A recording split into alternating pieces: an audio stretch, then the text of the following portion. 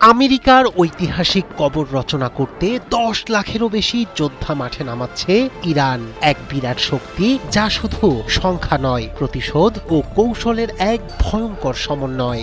নিজ দেশের দক্ষিণ সীমান্ত জুড়ে কড়া নজরদারি জারি রেখেছে ইরান। এছাড়া নিয়ন্ত্রণে রেখেছে হরমুজ প্রণালী এবং পাহাড়ি অঞ্চলগুলোতে গেরিলা যুদ্ধের সাজে নিজেকে সম্পূর্ণ প্রস্তুত করেছে তেহরান।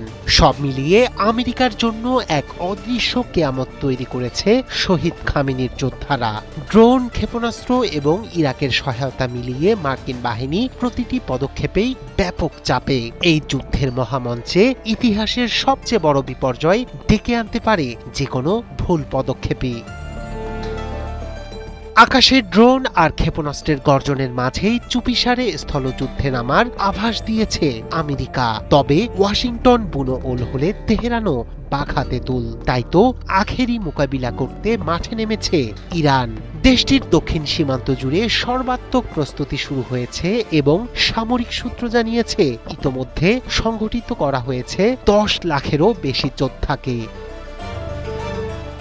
ইরানের সামরিক সূত্রের দাবি, মার্কিন স্থল অভিযান ঠেকাতে প্রস্তুত তারা।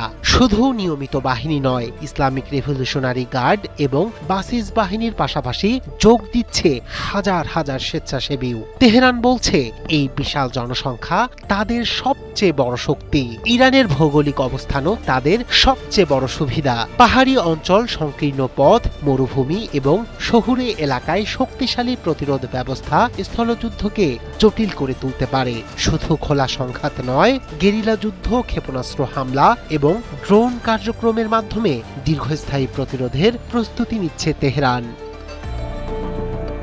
এদিকে যুদ্ধে গুরুত্বপূর্ণ ভূমিকা নিচ্ছে আরেক মুসলিম দেশ ইরাক। ইরানপন্থী সশস্ত্র গোষ্ঠীগুলোকে ইরাকের ভিতরে থেকে মার্কিন ঘাঁটি, কনভয় ও লজিস্টিক চেইনকে ক্ষতিগ্রস্ত করেছে।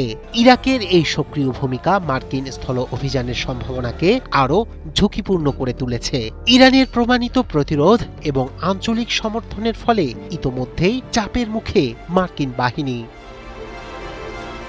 প্রস্তুত 10 লাখেরও বেশি যোদ্ধা, আঞ্চলিক সমর্থন এবং প্রতিশোধের অঙ্গীকার, সব মিলিয়ে নিজেদের প্রমাণ করতে প্রস্তুত ইরান। অন্যদিকে স্থলযুদ্ধে নামার আগে ট্রাম্প কি সাহস করবে নাকি পালিয়ে যাবে? এই প্রশ্নের উত্তরের অপেক্ষা করছে পুরো বিশ্ব।